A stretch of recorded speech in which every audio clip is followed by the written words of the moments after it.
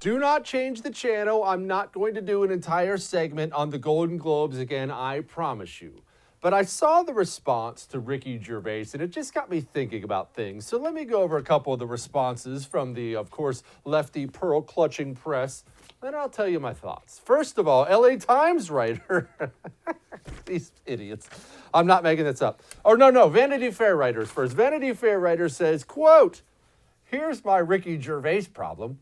The idea that celebrities are not only pampered babies, but hypocrites who cause the problems they make speeches deploring and should therefore shut up and act, sing, and be grateful is a right-wing talking point and an especially stupid one." Hang on, I'm still going. An LA Times writer this time said the Golden Globes mood was already sober thanks to an impeachment, threat of war with Iran, and Australian bushfires. The last thing anyone needed was Ricky Gervais there telling them they sucked. First of all, before I move on to Ricky's response to all this really quickly, you have to love this, how sober they were about impeachment. Ladies and gentlemen, did you see any of the red carpet shows? I know because my wife was watching them. They're all out there laughing and whooping it up and pats on the back and, hey, got your boobs out. Hey, me too. Yeah, they really looked like they were really bummed out. The threat of war with Iran. Not one of these pampered losers or anybody in their family, even if we did go to war with Iran, would even consider picking up a weapon and marching to the front lines. So don't tell me you're worried about war with Iran. And as far as Australian bushfires go, if you people couldn't virtue signal off of it at the Golden Globes, acting like you actually give a crap about the koalas, you wouldn't care that Australia is burning down. If you didn't live it up on the beaches over there, you wouldn't even know the place existed. Finally, Ricky Gervais responded. I have to edit this a little bit, again, because it's a family show, and he's Ricky Gervais. He said, quote, "How the F can teasing huge corporations and the richest, most privileged people in the world be considered right-wing?" Essentially, Ricky Gervais woke up, saw every left-wing writer all of a sudden calling him a conservative, and he's a guy who goes after conservatives all the time, and he looks around and says, wait, what? I'm right-wing now. Well, I have a message for you, Ricky. You are.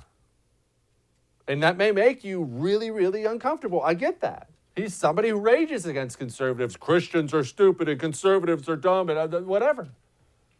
But he is a right-winger now. And it's not as if Ricky Gervais moved anywhere. He didn't move to the right. The left has become, and I've told you this repeatedly, the party of intolerance. The very definition of the small tent party. You see, they used to be this, I mean, look, any degenerate out there wants to come vote Democrat, you're all welcome in. And for some reason, somehow, some way, they've become so consumed with hatred, so consumed with wokeness and social justice warrior crap and celebrate her abortion and, oh, look, it's 8,000 transsexuals. That's a beautiful thing. They've become the party that celebrates anything and everything as long as it's left. But here's the catch, Ricky.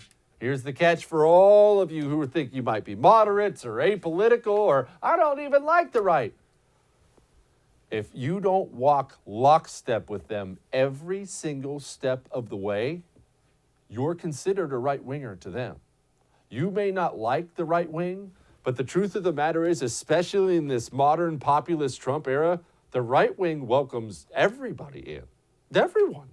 The left welcomes nobody in. In fact, they actively kick people out, but it actually gets worse than that.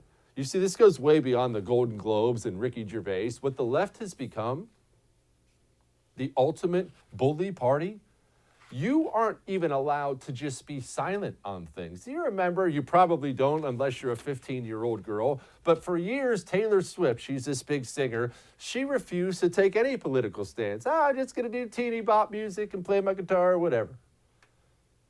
They hounded that girl until she finally started coming out in favor of left-wing talking points. There are no silent soldiers.